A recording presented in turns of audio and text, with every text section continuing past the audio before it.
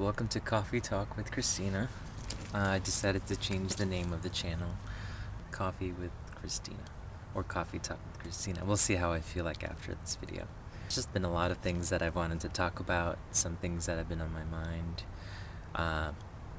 and a good way to get myself talking, going or going over the same things that I've been saying over and over again, is with the help of a little bit of coffee. So, for my next videos, what I'm planning on doing is I'd like to get my series of videos about the clinic, my visitation, my therapy, all that stuff, all out there, but it definitely takes a toll on my laptop, which isn't necessarily the strongest or the best for doing that. And then in the future, beginning next year, what I'd like to do is kind of make a collage of different experiences that people have had through the process of hormone replacement therapy. People who have gotten it through counseling and therapy, people who have gotten it through the internet, people who have chosen alternative medicines, homeopathic, all sorts of different ways. I think it's really important to kind of piece that all together, because trying to get a picture of hormone therapy through my experiences is just one possibility of how it is.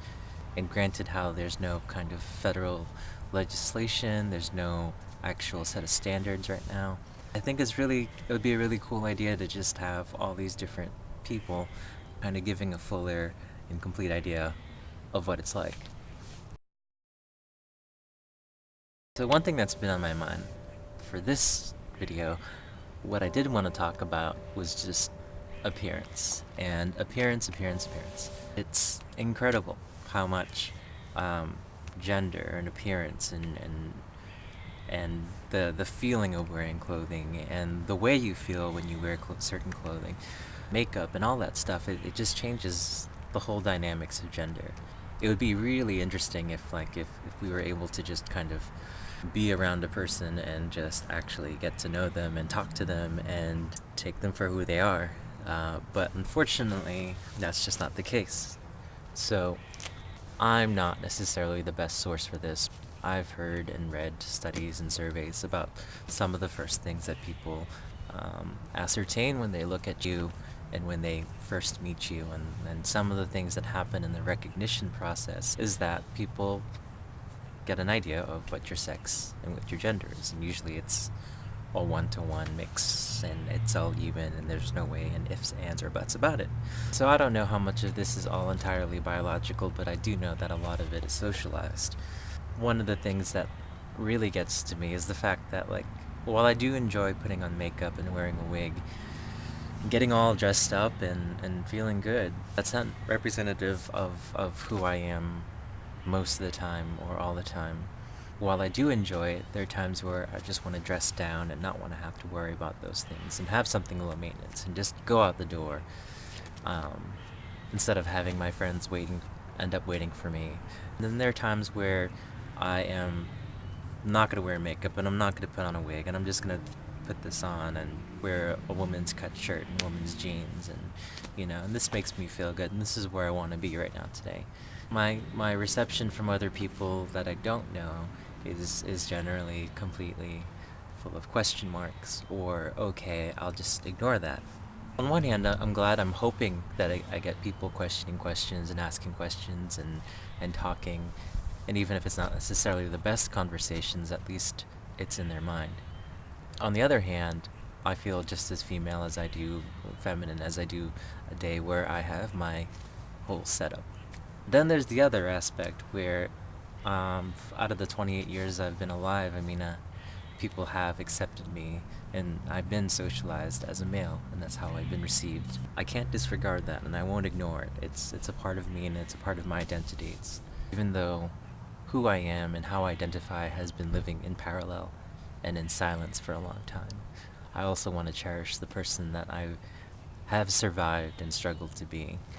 I wouldn't even call it male or masculine, but just who I have been. It's not a matter of masculine, feminine, male or female. It's just this is the person that has fought really hard.